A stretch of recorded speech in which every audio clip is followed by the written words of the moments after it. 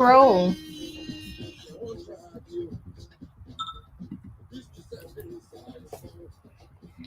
Peace. Peace, everyone. Hello. Hold on. Wait, you still gonna rock?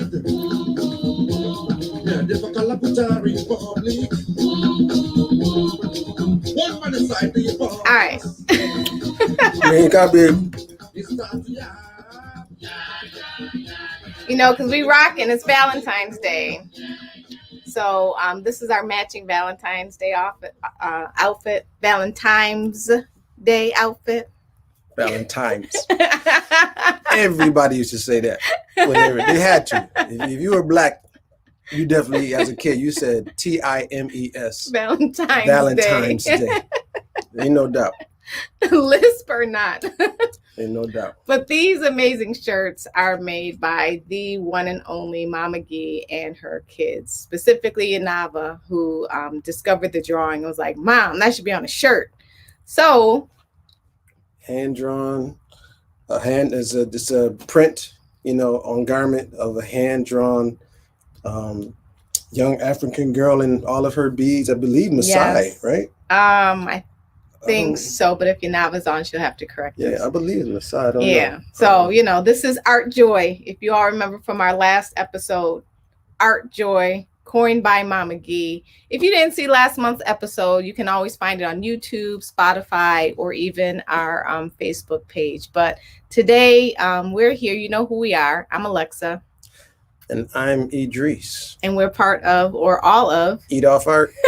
So we are just here celebrating love today. Our podcast day happens to fall on this day. And if you're like us, you know that things line up the way they are supposed to. So, and I also need to mention that I have beautiful earrings done by Roots Rock Ray Bell. My tongue today is not working. Our own Tosha Groves, who was on our episode 1, he doesn't have a key. Yeah, part of all this stuff, doing things. This is home. Life. Welcome to our home. Yeah, welcome to our home. We got, a kid that is here. Actually, I'll open the door. You do the intro. Okay. All right. Yeah, see how that works? All right. Give me 1 minute here. You're not ready. We're reporting live from our home. Hey, Mommy. What's up, fun jig? All right. I'm gonna wait till things calm down a little bit. Doors being open. Stuff. All right, let's roll. Squeaking and we have a doggy here that's gonna be jumping in and out of the camera. So, okay. So today, on this lovely day, love, right? Some people wait until the 14th of February to celebrate love, or to do a gestural, make a love gesture, and but love is something that we practice and that reflects through our art regularly. And the person that we have with us today is I can't wait to get into this conversation. Well, Stop rushing me. This is how we always get into stuff. Stop rushing me. I'm not rushing you. I'm thinking as I'm talking. I know. I still get used to that. Go ahead. Okay. So today we have with us Drea D'Nur. Local. I don't want to use the word local because she's bigger than local, but let's say locally, born locally, very well known locally. However, her reputation and her artwork spans far beyond Western New York. International. Very international. She's traveled to Germany. She's traveled to Africa. She has music all over the globe, really. She's a producer. She's a singer. She's a mom of 5. She is a visionary. She is the co-founder of Pantry. She's a member of Mona's House. She's what else? I mean, she you do so started much. Dear Nina, which is one of her big projects. Very big. One of her big projects, which we'll get into. And Dear Nina was another show. She had a spinoff of really successful shows that we'll probably get some time to talk about. 2017 Spark Awards winner, Buffalo Spree Awards winner, Founder of Feed Buffalo. founder of Feed Buffalo, which I was going to do before I got distracted by my thoughts. I.e. his wife. Yes, there's just so much. There really is so much, and she's just beginning. Really, truly, just beginning. So I want to get into it, and we'll see where it goes. We have a very organic format. Have a great deal of questions to ask. Yet the conversation would take its own turn. And we're going to try and keep this to 90 minutes. Well, Yes. we can't have to, but yes, we're going. Our goal is to keep this to 90 minutes. We might have to do a continuation again. So while you're all here, please welcome the adored. Just click her, bring her in. I'm bringing her Drea in. D'Nur. That's so funny. Just- Hey guys. hey, sorry we don't have an applaud meter for you, but We don't have the red carpet, the virtual red carpet or anything. That's all right. Hey, Huh? you look great. Oh, praise God on this Valentine's Day. Yeah. I heard the intro. I was watching on my phone. Y'all look great too. Y'all matching. Y'all glowing. I love it, and I love y'all pictures. Look at Alexa's picture behind you. Hey. I love it. I'm happy to be here with y'all. Oh, well, thank you for gracing us and, just allowing us. Again, we had no idea that when we asked you to do this on this day that, we'd be Yeah. celebrating more than, just Drea D'Nur, but also really your love and everything else. So we're really excited about this. Yes, All right. I'm like thrilled. Good. Well, we're gonna get. I mean, there's just so much to cover. I know. However, I'm gonna go with what always leads me, and that's just my intuition. So I'm gonna start where we are as of midnight today or late last night. You released a project called Your Love, right? So I want you to Your vision yes. and your love. So I want you to speak to it, but we're gonna play the video first for those of that who might be familiar. So we're gonna play the video first. Please. This should work, and then we'll come back and we want you to take us through your vision for this thing and how you're feeling right now after it finally being out there to the world. Okay? Okay. All right. Share. Nope. Okay. All right, now sharing. All right. Now you need to go to application window and then I think it's that one. Yep. Now play from there. Can you see that? Yep. Okay.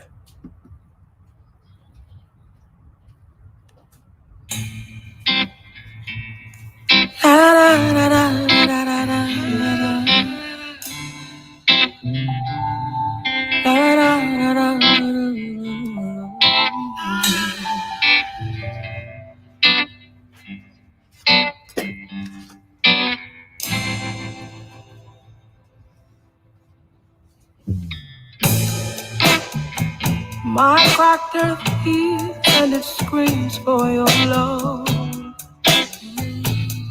My dry dirt bleeds and it dreams of your love. My brittle leaves tear fall for your love. My barren seas they seek and they ache for your love. My branches they bend and break for your love. My heart's breeze it beats for your love. Oh, for your love. Oh, for your love. Oh, for your love. Oh, for your love. My raised roots, they real from your love. My withered fruit, please, and they feel for your love. My soft shade, it always prays for your love. Oh, for your love. Oh, for your love. Oh, for your love. Oh, for your love. Okay. Woo. Okay. Are we back? Yes. Yes. Okay. Woo.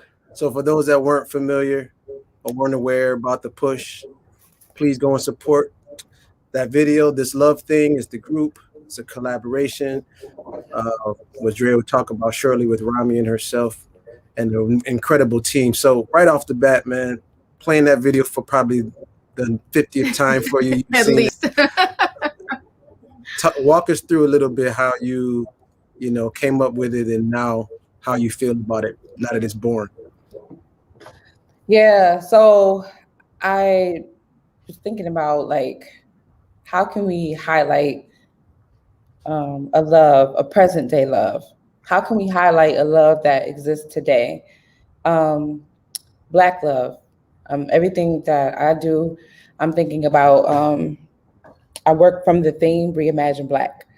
And so I think when we think about Reimagine Black love, what do we need to do? I think the first thing we need to do is to imagine a love outside of the vintage setting that we often see portrayed in the media. So we see these love stories and it's like a couple that's like in their 50s, 60s, 70s, or is set in the movie is set in like, I don't know, the 50s or something like that. And we can see these beautiful stories, but to me, there's a subconscious theme that like perhaps you can't find real love today, or perhaps we don't have enough examples of a real love today. And real love for me doesn't mean a perfect love. It means, and when I say perfect, I mean without flaw. Real love to me is rooted in friendship, understanding, respect, and commitment. So, you make an agreement based on the first three things and you stick with it. You work through it, you communicate, and you make it happen because you think it's a worthy investment. And so when I think about love and Black love, you two are the first people who come to my mind. The very first people. Like, I don't think about a couple on TV. I don't think about a movie that I saw. I don't think about my favorite music video. I think about you guys because I know you both. And I feel like I'm able to testify as a witness. Like if I had to be on a witness stand for like some Black love for the YJ, like y'all need to call me because I'm telling you, like, Oh man, really, like, it's a beautiful testament. And I think because also I wanted to, I love that you are both artists. And I love that you both I love the way you support each other as artists. And I love, for me, art is kind of like one of the main, this is just me, my observation, my opinion, but it's a major thread in your love to me. Because I think a lot of couples, like they might love each other, but they don't have that one thing in common. It's like, okay, I love doing stocks and I love, doing hair. And it's like, we can't talk about the same thing because, we're passionate about it, but not that you have to do the same thing in order to be, to have this beautiful love story. But I think because you both have that, it's a wonderful thing. It's inspiring to me. And I thought that the world should see that. So I wanted to set this video up in a way that it puts every viewer in the witness seat so that it gives them an opportunity to bear witness to your love. And also But the first people that I wanted to put in the seat was you two, because I think you guys work together all the time. Your friends, your lovers, your parents, your community workers, community builders. But I don't know how much time you guys have to just see the softer side of of just each other, and just I wanted to set up Yeah, you set up the stage. I wanted to set a stage for you guys to just love each other. Like, I wanted Idris to look at you, and you know what I mean? I love your sweatshirts, and I love your, Alexa is so fly. First of all, y'all saw the video. She stepped out of the truck with that red coat and that fur. I was like, yes, I'm here for it. And so you so fly, but it's like another side to you too. And I feel like I wanted people to see what I see when I see you. And it's just like a beautiful Black woman, not just the mother, the wife, the artist, but I see the woman, the Black woman, and I wanted to honor that, and so this video centers Black love and it centers Black woman, and to have your husband center you, to make this whole day about you, about making you happy and about just making you smile was the goal for me. And then making the video, like the process of it, to see how much you both laugh, over the 2-day period. It's like, this is amazing. And I swear, listen, I've been married, it didn't work out, but I swear to God, if I ever get into any other relationship, if whoever I'm with don't make me smile like the way Alexa smiles when she was in your arms, it's just not gonna work. Oh man. So yeah. Oh, okay. Oh my God. It's not gonna work. For those of you that are now in the know of this work that she put together, I must share that when she proposed it to us, I was like, man, nah, I ain't doing it. I ain't no actor, man. I ain't about to get on set. I'm like, okay. Yeah. I just wanted it to be, it's because just for the fact that you acknowledge that, our relationship as being important enough to share with other people made, put us in a vulnerable position, in the sense of, having it showcased, not realizing that when we broadcast and do these videos and stuff like that, that's also a vulnerability in sharing it. It just the way that you set it up was a little different. I was like, but I'm so grateful, man. I mean, I'm speaking for myself. I'm sure she agrees. Like, I'm so grateful that you did it, because we were able to sit back, as you said, to be in the witness chair. Yeah. We were able to sit back and look at it like, and be the third person and be like, damn, that was truly a gift to us. I mean, we spoke offline, Drea, just about the whole process and, what it meant to be actually on camera and be the center of stage. And we even talked about it, further than just this video, but just to literally allow your light to shine, and not to have that shrinking violet syndrome is, definitely something that is, that was tough, and that, just brings up the whole point of maybe fraud syndrome. And everybody experience it. It's all different. I know I've experienced it in lots of different walks of my life, but what about you and fraud syndrome? How do you feel about that? Or have you experienced it? How do you deal with it? For the viewers, can you define that really briefly? So fraud syndrome is essentially holding space, earning your right to be someplace, but always having the feeling that you don't belong. Having the feeling that someone is always going to be looking over your shoulder and saying, well, you're not doing that right. Or you're not qualified. Why are you here? Right. Or that you're not good enough. Like, despite the evidence that you produce for yourself when you manifest or create works. Come on, evidence. Okay. So we talk about this all the time, y'all. But listen, Listen, of course, absolutely. I think I've spoken to you both offline about this lots of times about like just feeling, um, yeah, just feeling invisible. Like I put in the work. I know I put in the work, but even before that, I know that the Most High gave me a gift, and I know that the Most High is providing. But there's something about social media that makes you feel like, you know, if you don't have a certain amount of likes, if you don't have a certain number of purchases for your merchandise, if you don't have a certain, if certain celebrities are not validating you publicly, then perhaps you are like your work is in vain. You know what I mean? And then I've also, received some awards before, and people call me things like queen mother or producer or whatever, and I feel like I'm working towards that, but I don't feel like I've done enough work to like earn those titles yet. So yeah, but I'm learning through just some beautiful friendships and that I have, that um wherever I am, wherever we are right now is where we deserve to be. That's right, that is where we are supposed to be. Yes. And just learning to stand in that, and learning that standing in that does not mean that you're being arrogant. Standing in it and feeling like, oh my God, like I'm a little nervous, but I'm here, doesn't necessarily equate to fraud syndrome. It could just be like, this is something new.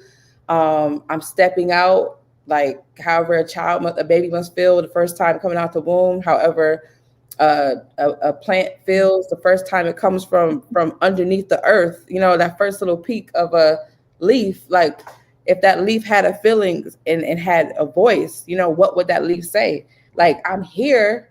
I've been doing all this work under there. Y'all don't see me. It's been dark, but now I was seeing all this light, and it's like, ooh, like, and the leaf don't just come out the ground like, it's like it's a gradual thing. Like, oh shoot, like we here, and that's how I feel. That's how I feel right now. I felt like that many times, and the seeds have been planted. The seed have been watered. We've been exposed to the sun. We've been nurtured, and I feel like all of us are right where we deserve and need to be, are supposed to be. So, Ashe. so this is kind of numerous pointed. Maybe I'm going to try to reduce it as I think about it. However, so there's two questions. What fuels your work then? Because it's very difficult at times to have that feeling of fraud syndrome, to have that feeling of not being seen, not being recognized, and still create work. Mm-hmm. So number one, what fuels your work? I'll ask that question at one at a time. What fuels your work? Oh, wow. What fuels my work? Obedience to the call is number one. I used to think it was my passion. I used to think, if I don't do this, I'll die.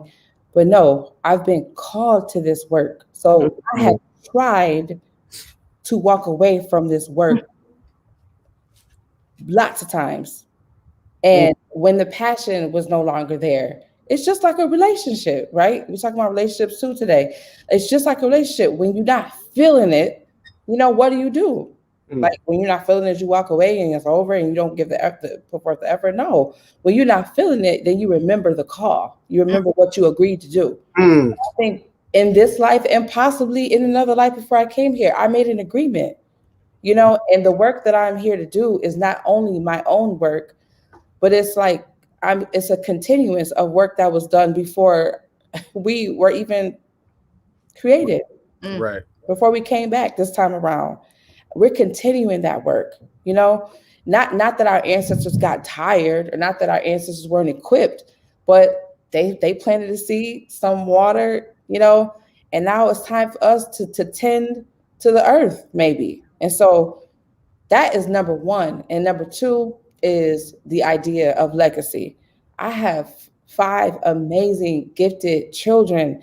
And I think every single day, if today were my last day, what am I leaving behind for children? I don't have acres and acres and acres of land. I don't have houses and I don't have a bunch of cars and I don't have a bunch of money to leave them. And if I did have all of those things to leave them, but didn't leave them with the spiritual guidance and the spiritual wherewithal to know what to do with those things. Like you can leave $1 million to your child who has no concept of how hard you work for that, no concept of community building, no concept of legacy building, and they'll take that $1 million and they'll spend it and they'll waste it. They'll spend it on friends. They'll spend it on they'll just spend it frivolously and it'll be gone. But if you don't teach a child the concept of investing, the concept of when I don't feel like living, there is something else that drives me, that is greater than me, that is in me, and this thing is greater than what's in the world, that is driving me. So that is what's keeping me going. And even if all I can do today is just stand still, it is enough for today. If you're not leaving principles like that with your child, then to me, it pales in comparison to all of the physical and material things that we seem to work so hard to leave for our children. So I used to be so hard on myself, and I still am sometimes, struggle with it. Man, I gotta buy my kids a house, man, and I still am working on that. But what I've given my kids today, if I die today, I say this confidently, I have left a beautiful map for my children. I have left a beautiful map. Yeah. If you have an idea, write that thing down. Surround yourself with people who love you. Surround yourself with people who maybe they did this already, and or they have a quality that you lack in, and they can help you, get to where you need to go. And then trust God. However you get to God, whatever your concept is, what are your spiritual practices? Deepen them, strengthen them, and make sure they are meaningful to you. And you're not just practicing something that your mother and your grandmother did, your father did, that don't work for you. But make sure you know how to get to God. You know what I'm saying? I left a beautiful map for my children. And if today is my last day, but I'm not going to stop working. I'm going to expand the map. I'm going to put more details on there. I know. Yes, you will. Yes. That was beautiful, man. Oh, man. Yeah, that was beautiful. Yeah, I agree, because you just answered our question about legacy. Totally, that was it. That's important. Yeah, because I know we've had conversation off camera several times about legacy. What are we leaving? What are we leaving? What are we doing? Yeah. Our name, because we always talk to our kids about, your name is important and holds weight, and you have to live up to your name. And when you're out, you're representing your name. Mm-hmm. So how are we going to continue to inspire that and strengthen that name? Mm-hmm. Do it now while we're still here with them. Mm-hmm. Let them see it happening. That's amazing. You had a second part to your question. My second part of my question was, we're talking about pretty much kind of talking about as artists, well, you as an artist and as a human being, like getting through these struggles, right? Of, am I good enough and those sorts of things, right?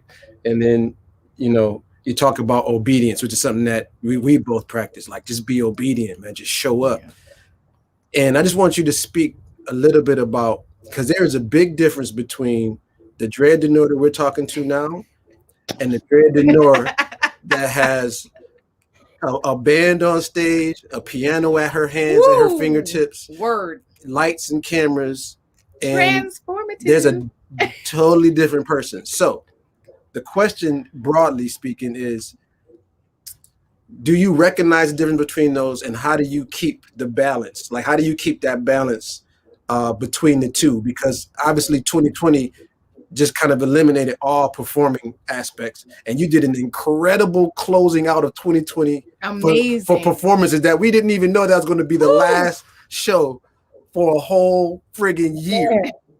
For a whole year. You know what? I think we all have moments like I liken moments like these unto like Fantastic Four or X-Men or Black Panther or whatever. Like the moment when you realize that I have the superpower, right? And then the character always goes through this period where they gotta accept that they have the superpower. And then number two, they got to learn how to use it, right? Learn how to harness it, kind of submit to it, and then become one with it, and then know how to use it for the betterment of humanity and ultimately for the glory of God. And so there's moments when your superpowers have to be activated in order for you to accomplish a very specific task. In order for you to it requires some situations require you to show up fully as yourself without compromise in order for you to accomplish a certain task. When I am on stage, I'm very clear. First of all, I don't just do shows because I just want to do a show. Nope. I don't like, if that were the case, I would just be doing stuff every day. Yeah. I love performing. But when you see me do a show like what we did last February, I was led to do that. I had no idea. Who knew that we were about to be in a pandemic all year, you know? Word. And that was my last performance, but I was led to do that. I felt like a burden, like I gotta do it. It's gotta be right now. I know I only have a month and a half, but I have to do this right now. It has to be downtown. It's gotta be in the center of the city. And I gotta channel something, and we gotta raise this vibration. I don't know why. I felt like that. And it was bigger than me. It was something that I felt like the task was given to me and I had to do it. So I reached out to people. I need you to help me make this come together. I called Robin, I called Flute, I called my friend Kelly helped me. Like that people were just showing up. I called Themby. People were just showing up to just Amita came through in the club. But Amita came through though. She was singing and working. Everything y'all were seeing in the background, she put that all together that day. Because oh my God, sometimes I get ideas. I don't know how to whatever. But people came up. People just showed up. People supported. People lifted the vision. It's no way. You can't think for 5 seconds that that's just about you. So when I'm on stage, that day, I was supposed to, I understand that I'm a vessel. So when I'm on stage, it's just like when you watching the Fantastic Four or whatever, and they just put their, or Transformers, and it's always just like surrendering position, right? Yes. Every time, right? And then that's true. Things come together, and just you kind of have your arms out to receive whatever it is that you need to accomplish whatever for that moment. And that's what it's like being on stage. Like, God, whatever you want me to say, I'm going to say. Whatever you want me to do, I'm going to do. And it's only for your glory. Before every show, I'm asking my mother, I'm touching every seat. I walk up every aisle, the center aisle, every single aisle. I'm praying over the seats. I welcome God in the place. And I ask God, I say thank you. I touch every chair, whoever needs what, every show. And really, my mother started that tradition with Spirit of Nina. My mother walked around the whole client hand. She touched every chair. She went through every aisle. So what you feel is not just, man, Drea put a good show. No. That was Drea is learning. She's getting better at getting out the way and learning how to be a better vessel so that God could really do what God can do. Well, it was fun. There's a lot of people on right now that are watching, that are commenting, that grabbing my charger. Okay, so there's a lot of you that are on right now. We're fortunate enough to be in attendance at that show. Yeah. And again, we didn't know what was coming, but I still to this day believe that what we received, because there was a receiving going on during that show. What we received during that show helped sustain us through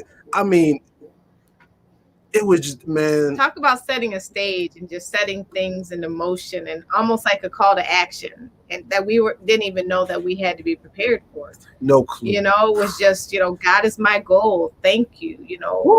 Darling, all these things. This was all just, that's what we needed, and I don't even think I realized it until, we all started replaying back in January. Like, oh my gosh, that was almost a year ago this concert took place, and wow, that was magical, and everything was simply perfect. The night was perfect. Everyone was loving on each other. It was like the last hug that many people got from the community, and we had no idea.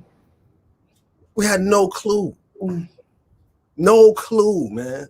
And so we had no clue what was coming, which leads to my next question. Pandemic.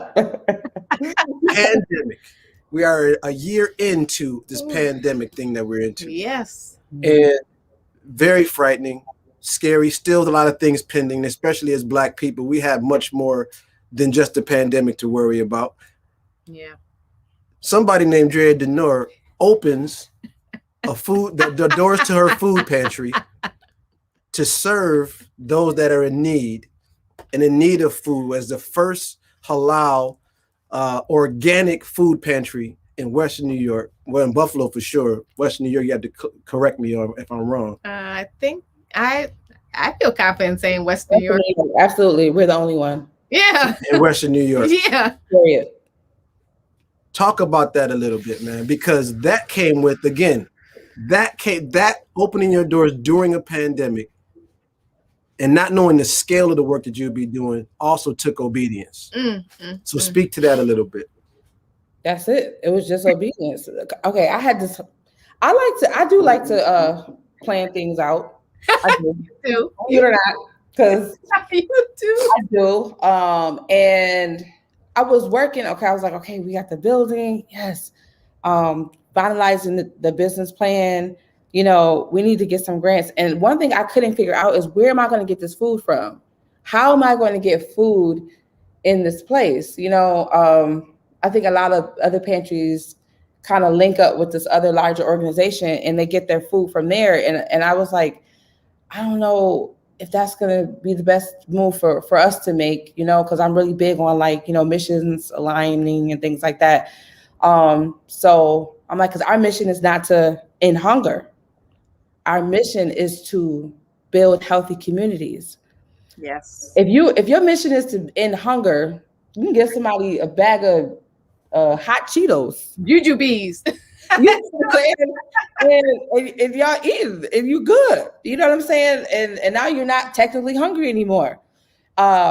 Feed Buffalo is not interested in merely ending hunger. We want to build healthy communities. What does that look like? So we're in the middle of a pandemic.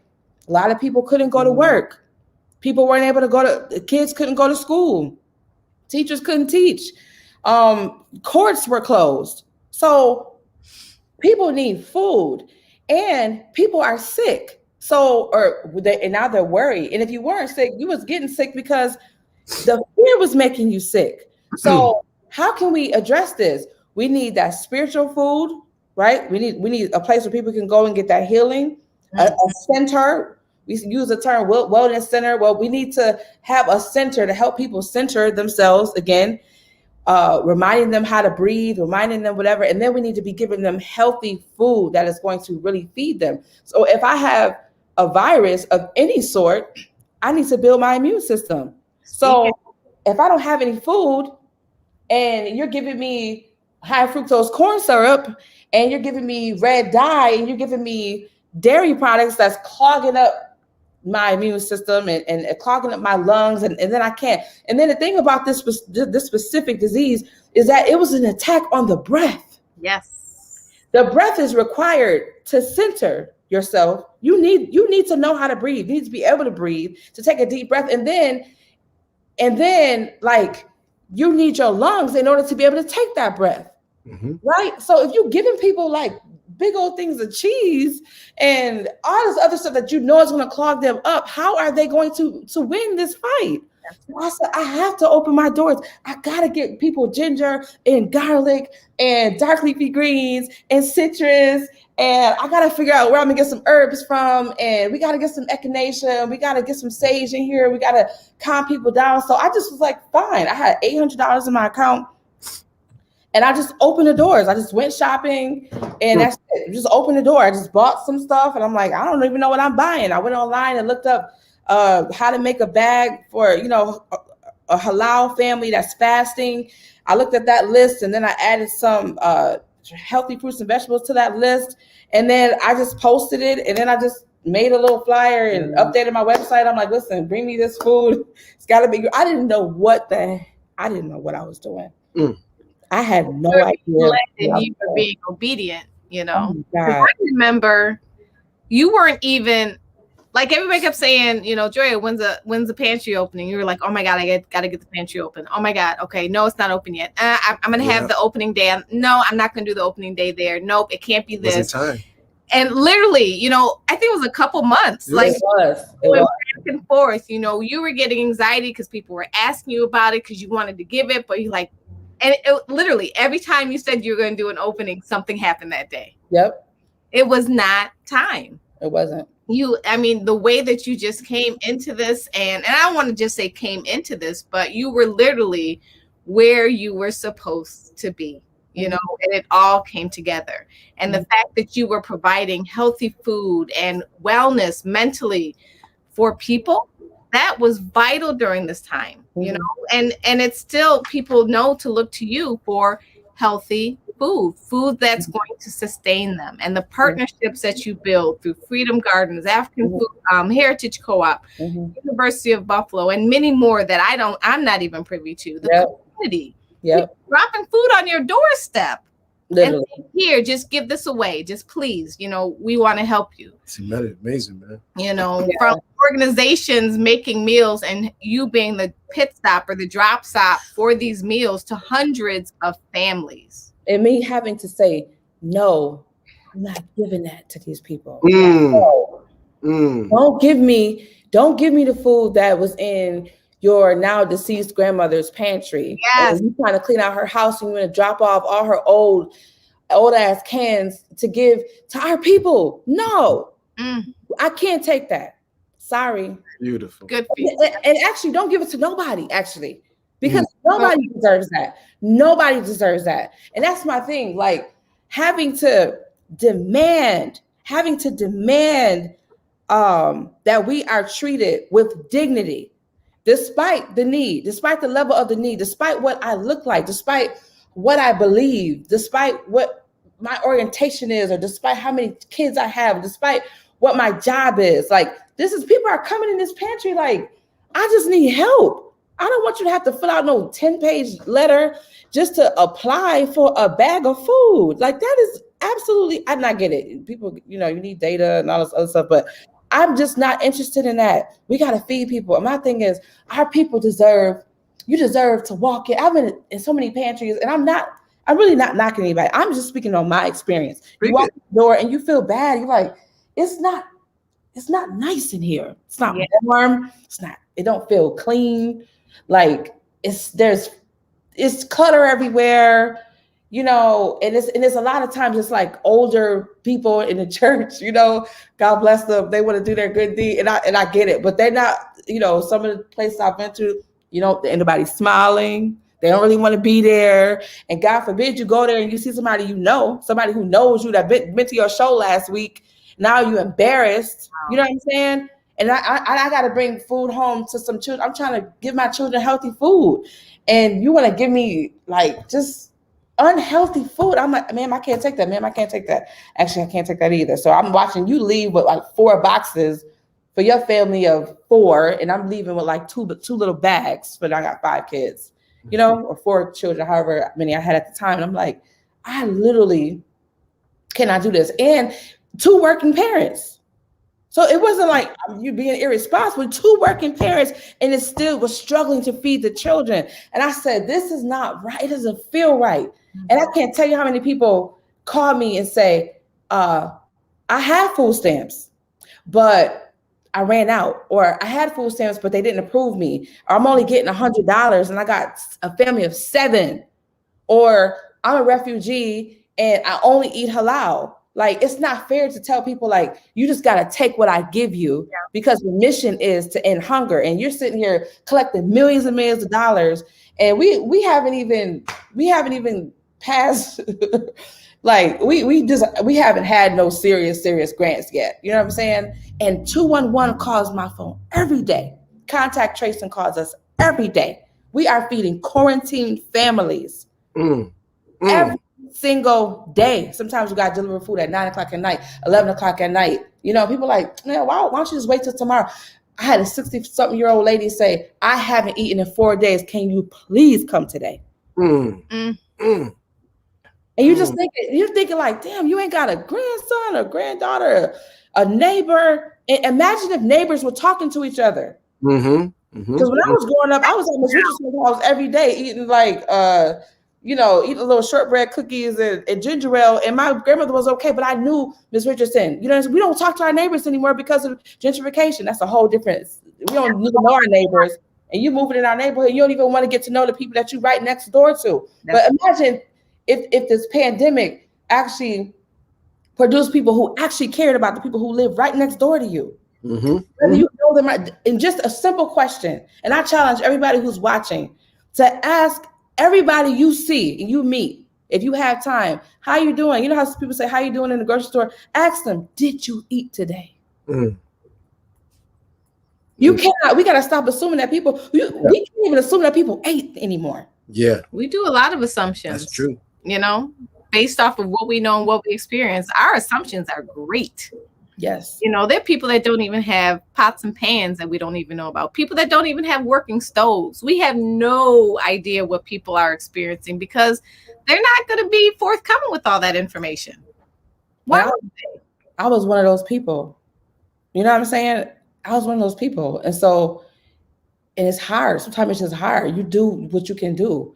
You grind it out, we order appliances, they get them delivered, they don't work, you got to wait again. You just doing whatever you got to do to make it. And I'm so grateful that we are not in that position anymore. So the least I can do is offer that to someone else. Yes. It's amazing. That's what makes you, outside of you being just an incredible artist, man, you're an incredible human being, man, So as like I said, we do a lot of, Drea and Alexa and I, we do a lot of talking off camera. So this is more so for you all.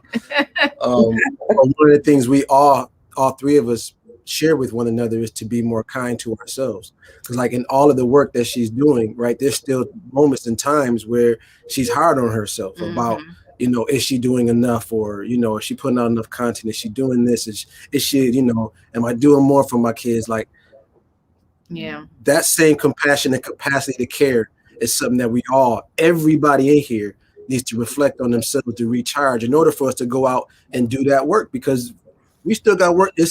One of the things we always say is we are the ones we've been waiting for. That's right. We are the ones. It's us. We need that baton is being passed. Our elders are leaving us. Our elders that we looked up to, that we, gave us those shortbread cookies. All these elders are leaving us, and they've given us the knowledge that they have. We're also acquiring our own knowledge, but it's up to us to stand up and do something. Yes. We're the ones that are going to save us. That elevator is not, we can't wait on these elevators. We need to walk up the stairs on our own, 1 foot at a time. We need to have healthy food to sustain us and a wonderful mind to keep us moving forward, and that obedience. And we need the support of our community.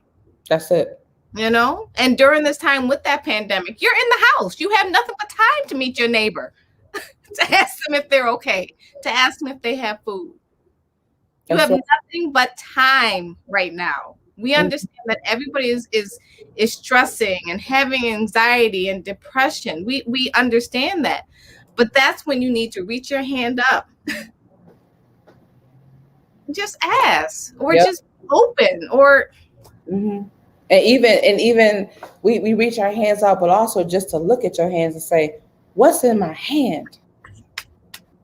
And guess what? It may not be nothing in my hand, but I have hands. Let me go shovel. Let me go take them some. Or when you go to the grocery store, if you buy one, buy two. Just drop one off to somebody. Just keep it. Put it in the freezer. You just don't know. Like we gotta change the way because this economy is gonna crash. It's gonna crash. We're not gonna be using paper money anymore pretty soon. Everybody's all excited about cryptocurrency and digital currency. That's the new wave and everything. But guess what? That's not a real resource. It's somebody sitting behind a computer going like this and just transferring a bunch of IOUs, and none of it is real. So whenever whoever is doing the typing decides to stop doing the typing, what are we gonna do? If we're not doing what our ancestors did, what our native brothers and sisters do, and we need to restore our relationship with the earth.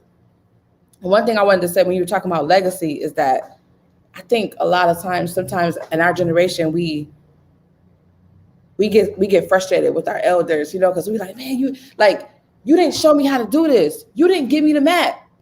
Yep. And it's like, and I could do it better than you, right? Mhm. And I just want us to be, I don't know why I feel like I need to say this, but to just be mindful of that, because if you think about, you know, like my grandmother, my grandmother's her generation, then the generation before her, we're still enslaved people, right? So you just trying to just not be a slave no more, right? And then once you get off the plantation, now you like, I need to get some land and I need to work. And then you do that, and then somebody comes and burns all your shit up, destroys it. And so now you're spending the next 20, 30, 40 years just trying to rebuild and get that back. And in fear. So I don't have time to sit down and tell you how to do this. Mm. I'm trying to survive. Mm. I'm trying to get back. Yeah, I'm trying to build myself back up, keep myself going, and then I'm trying to build my community back up despite seeing everything destroyed around me. Despite experiments, you know, despite seeing how our people were treated and diseases coming to our communities, crack coming into our communities, gentrification, urban planning, you know, and zoning and all this other stuff that's really keeping us apart, and mass incarceration. I can go on and on and on, but I don't have time to sit you down and show you how to do this because I'm just trying to survive. So let us be mindful when we speak of the ones who came before us. Let us be mindful that perhaps they were doing the best that they could to just survive. And so if we feel like that mantle is being passed on to us, whether they hand it to us graciously with a map or not, let us graciously accept, and let us study and see if there's any lessons we can take from anything that they did. Let us take those lessons and hold fast to it and honor them. And then let us make sure we're moving forward with that knowledge, that reverence, and that humility, but now and boldness to come after all those other three things.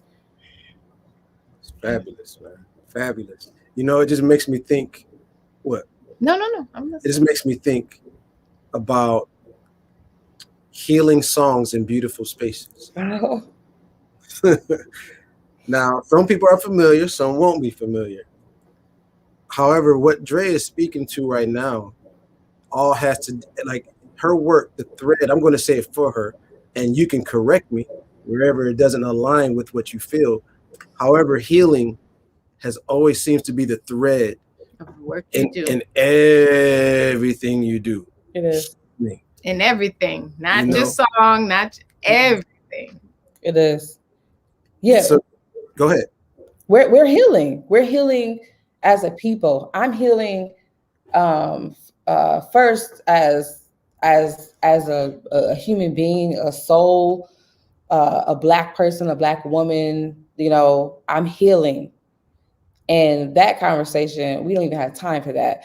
But then I'm also healing all the trauma that's in my blood, that I carry in my blood, that I carry spiritually, that I carry in my womb. You know, some of the trauma that I carry in my womb is not my own trauma.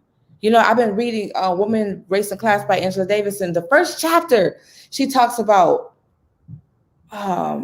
mothers on the plantation field, how they didn't have the opportunity to actually be a mother. They would give birth to the baby and then just lay that baby down right there, and you just got to keep working. Can you imagine hearing your child cry? You can't even like hold the baby and feed the baby, can't breastfeed the baby, and then being subject to the same punishment as a man who seems physically stronger than you.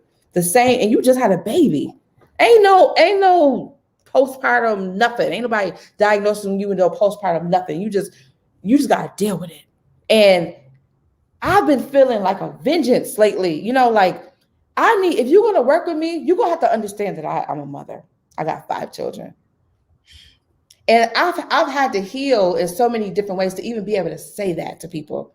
Because what spaces are there for us to be able to say, I'm a mom. I don't feel like doing a Zoom meeting right now. You know what I'm saying? Because my son just came home and he had a bad day and he needs me right now more than you do for your little work meeting. Y'all can email me and let me know what you need. You know, I don't need to be on 10 Zooms today, or I can't sit on the phone all day, or I'm doing this collaboration and you want me to communicate perfectly. And I'm sorry, but I'm in the middle of a pandemic and I'm homeschooling now.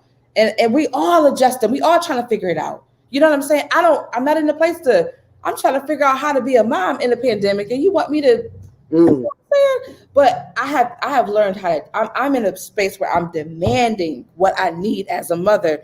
And I feel like that healing, and I bring it up because it's answering your question, Idris, but it's like I am healing from all the times that I feel like I couldn't speak up for myself. Yes.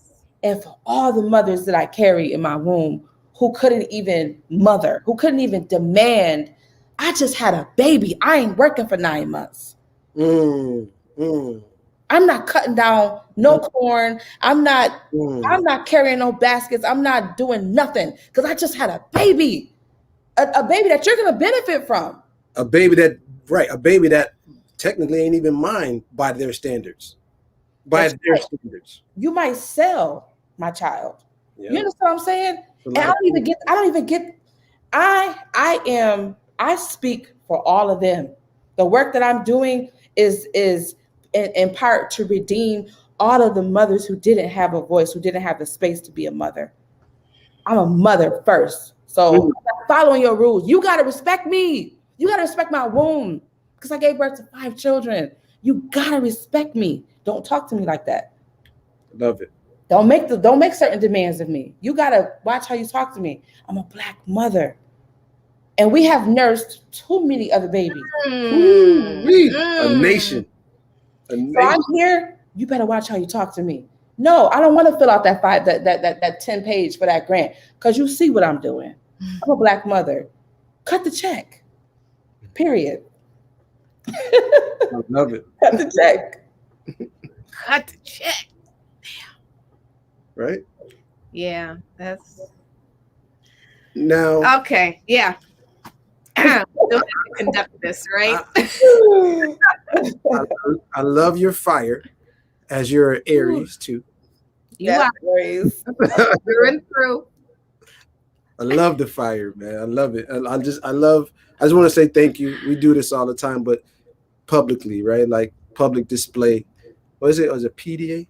Public display of affection? Yeah. Sure. So this is a PDA. Go with that. This is a PDA. Yeah. This is a PDA to, to all that you do, man, and I mean, we adore your children as well, and who they're growing up to be and how you're allowing them to find themselves and not defining them for them. Like you are breaking a lot of curses, if you want to call them curses. Generational trauma. But you are certainly addressing traumas, and it's not going to be a magic wand. It's not going to be a turn of a page. It is progressive, right? And so every little thing that we do for our children, you do for your children, and who we do for other people, that's all a part of it. So we may not be around to see this, wonderful heaven on earth for our people, but we're leaving, like you said, we're leaving the path, man. So I just want to, celebrate you on that. Now, talking about food, this is a metaphor for food. What does eat off art to you mean? Or mean to you? When I think of eat off art, I think 2 different things. The first thing I think is because I think that a lot of other people, institutions, namely, and I'm always going to answer the question as a Black woman, first of all. So just know that I'm talking about Black people, okay? But I think that institutions, namely, have found a way to eat off of Black art. And so when I see eat off art as presented by 2 Black artists, right? Then it's like, I'm going to flip that. Okay, I'm presenting art, I'm creating art, I'm offering art, and whether or not you buy this art or you fund this art, I gotta eat off this art. Right. So I gotta find a way to make this work. And I feel like we as Black artists, we we're always finding ways to make that work. But in the process, it's almost like another way. I'm gonna eat off this art. So that means y'all gotta fund this. I know you got the funding. So we gonna eat too. If y'all eating, I'm gonna eat too. 3 different ways to look at it. Yeah. Well, you brought up a point of which see. I'm in grad school, so part of grad school is tons of reading, and I am open to expanding my mind to new things. So one of the things you mentioned, and I'm going to give you the word for it because I didn't know there was such a term for it. You said, "Look, I'm answering my questions as a Black woman." Right. So the thing that I learned, which was termed and coined by a Black woman in 1980 something. I got to find the right thing, but it's called positionality and intersectionality are two things. So positionality is exactly what you said. Is when you enter any space, a conversation is a space. So when you enter a space, and regardless of what it is, I am answering your question. I'm entering this space. My position is XYZ. Because then that way it gives people the perspective and a little bit of information as to why I'm answering you this way. So positionality was a word that I just learned about, which is dope.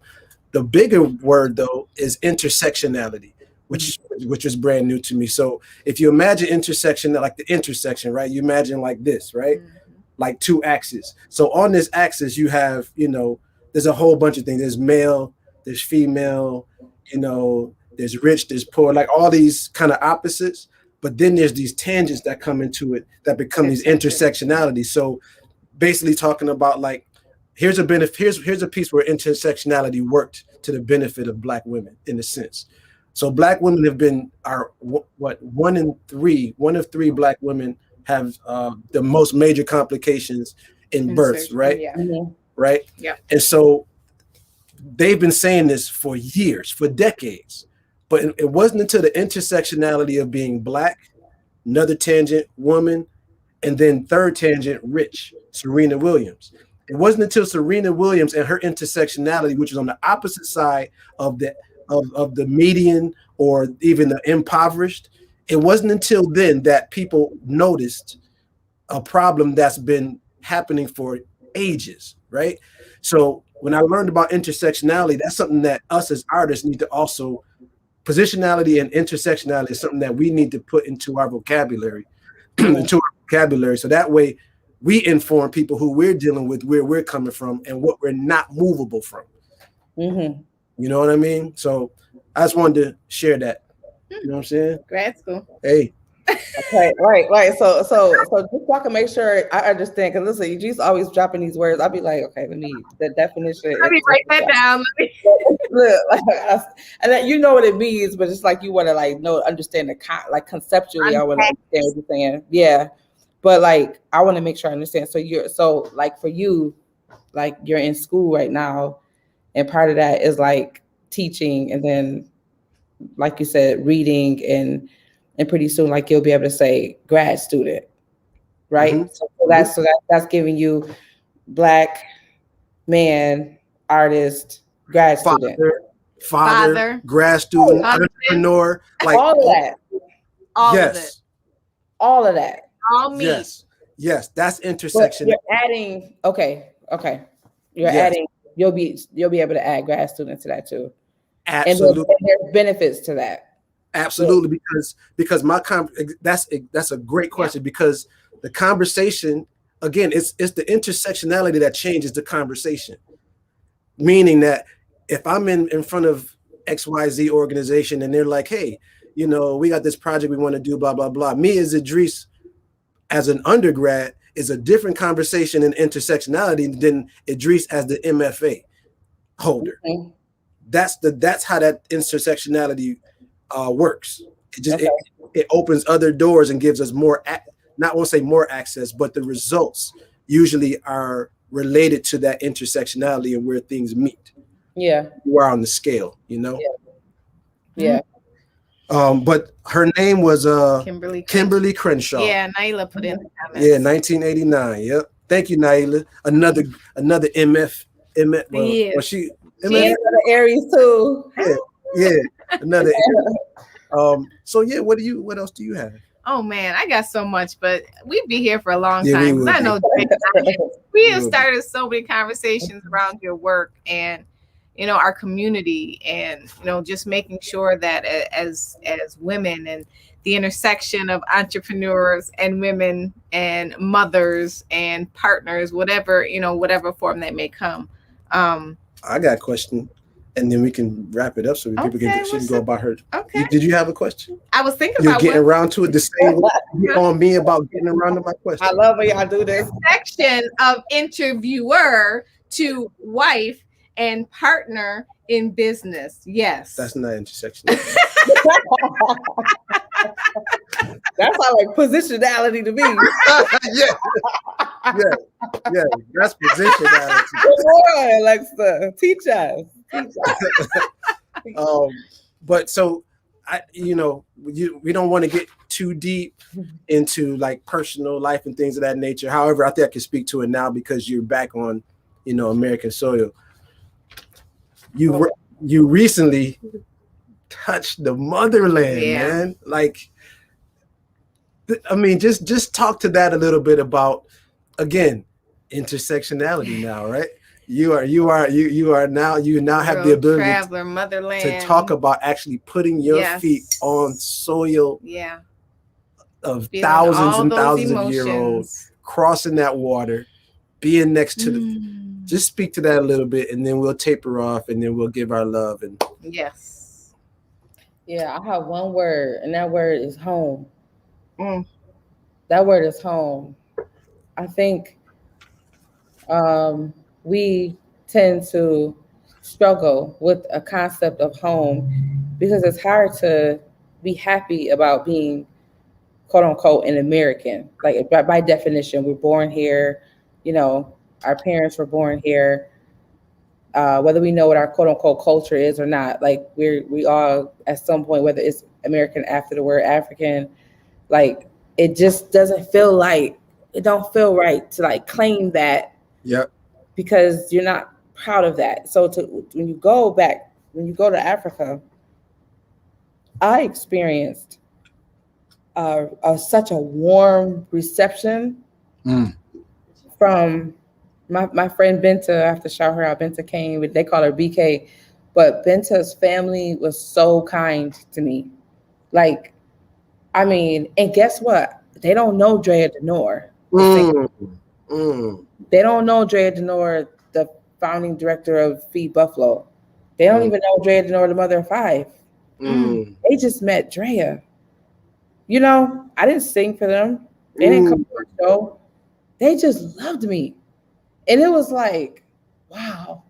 It was something I'll never forget. It's so funny because they called me, the woman who actually she kind of adopted me. She was like, you're my child. And she was like, I'm going to give you my name now. And you're my child. She called, her and her son, she don't speak hardly no English. She called because I sent them the video. So they called right before I came in here. And all she know how to say is, because I don't know a lot of words, but Namanala means I miss you. That's all she said the whole time. Namanala, Namanala, Namanala, Namanala, Drea, Namanala. That's all she said. Wow. Because I don't know, a lot of words, but it's just like the desire, the longing to want to connect is so contrary to what you hear other people saying, like Africans don't want you to come, and they don't. And I'm sure there's places everywhere where people they're not interested in connecting with us, who were born here.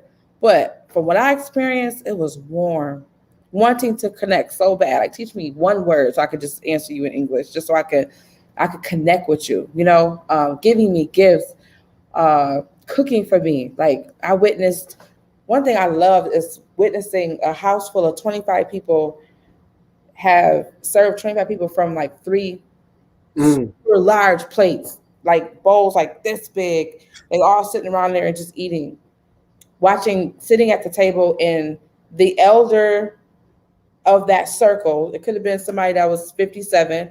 The elder of the circle is taking a piece of her meat, and she puts it in front of you. She don't care whether you vegan or not. You just eat this meat. Like, she's sharing it. The idea is I'm going to share whatever I have with you. because you are my guest. Mm.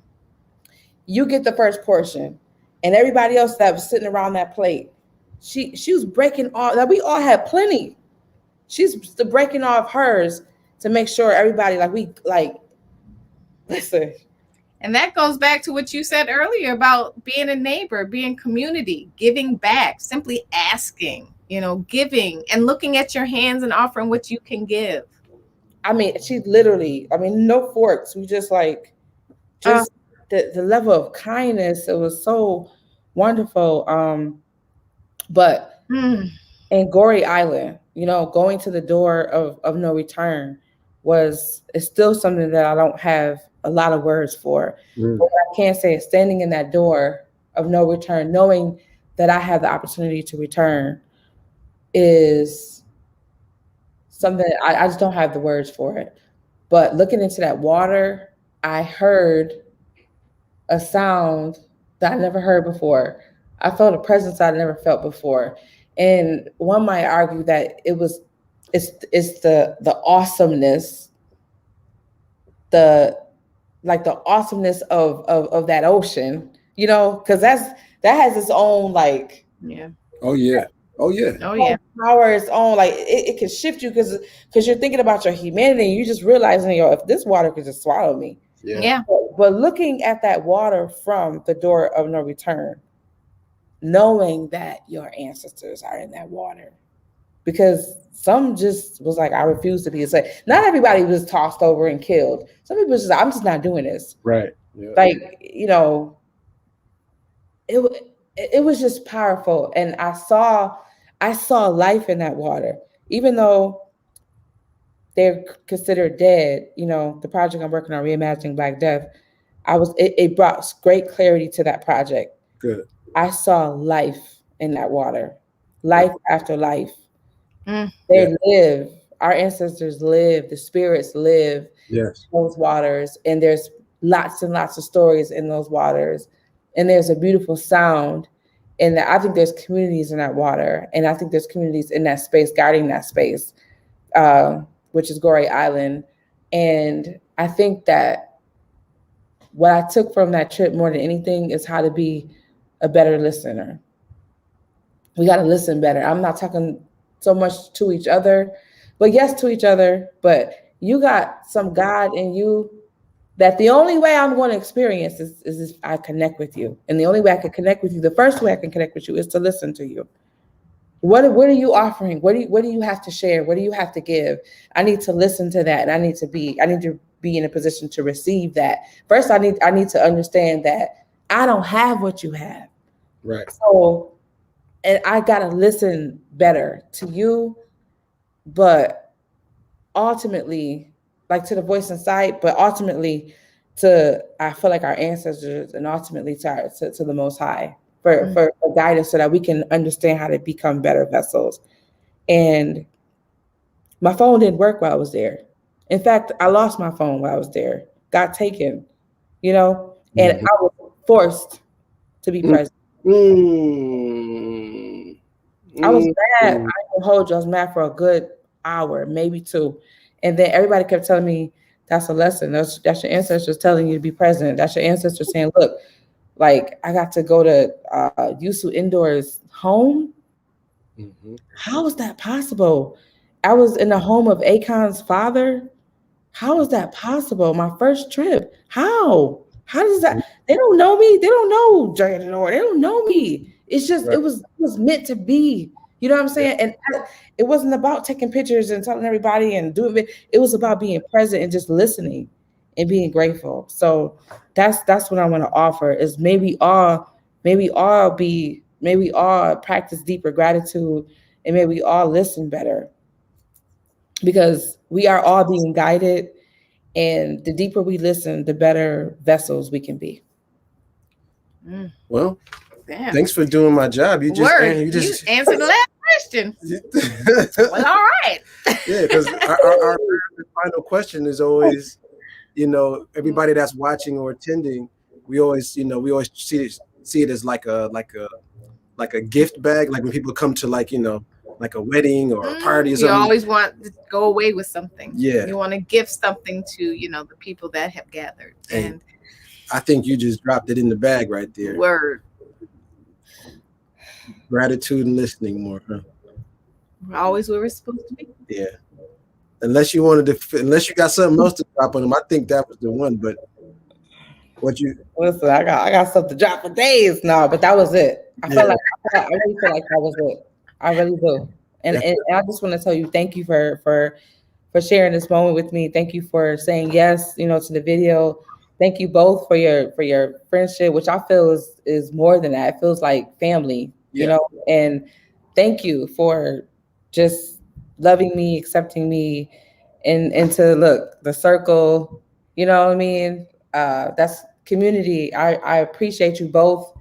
My life is better because you're in it, and I love y'all. Thank you so much for doing this, and I just pray that God will continue to keep you guys and make you understand, like have a deeper understanding of God's love for both of you as individuals, and then as a collective, And I just pray that God will bless your family, cover you, your whole family, especially your offspring, and bless Eat Off Art and every single thing that you're trying to do, that you are doing.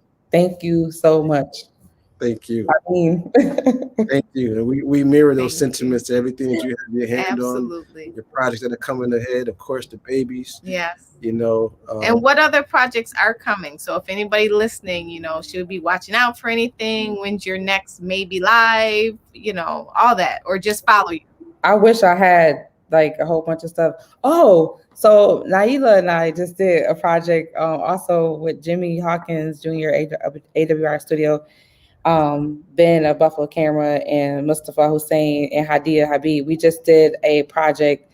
I could tell you guys a sneak peek, but we're doing a very, very special rendition of Lift Every Voice and Sing that will come out at the end of the month. Let's go. Stay tuned for the video. Please keep sharing the Your Love video. Just tag people, watch it, and listen to the album, the full album, This Love Thing at thislovething.com. It's streaming everywhere right now. And also grab the Buffalo News if you haven't yet today. There's a nice article in the Gusto. Shout out also to the Challenger who covered it first this week. Shout out to Leah and Anissa. And I want to tell people to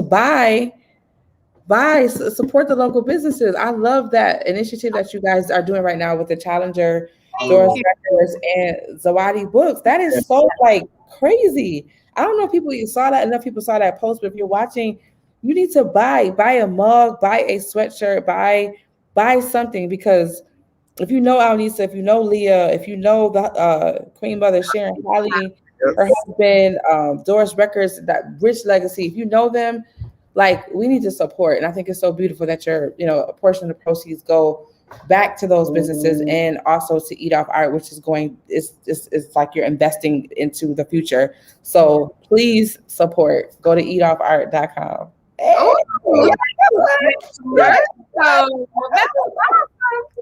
yes. Hi.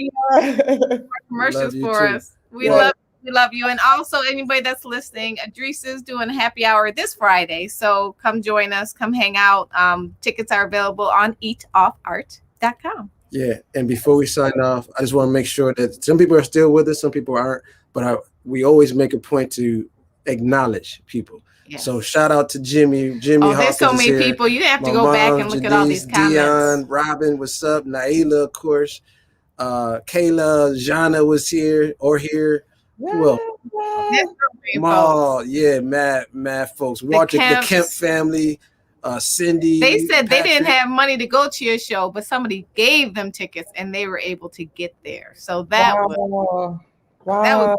I love that.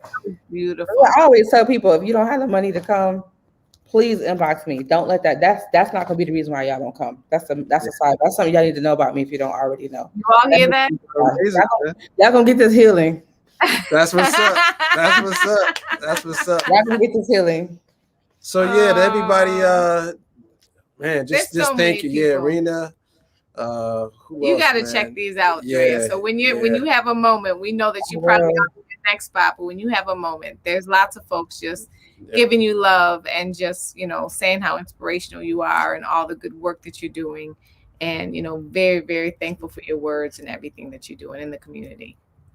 Thank you, everybody, for tuning in. Thank you. All right. Hey, we love you. We love you. I love y'all too. All right. Peace and love. Peace and love. Thanks y'all for joining. See you next time. Peace. How are you? You end broadcast.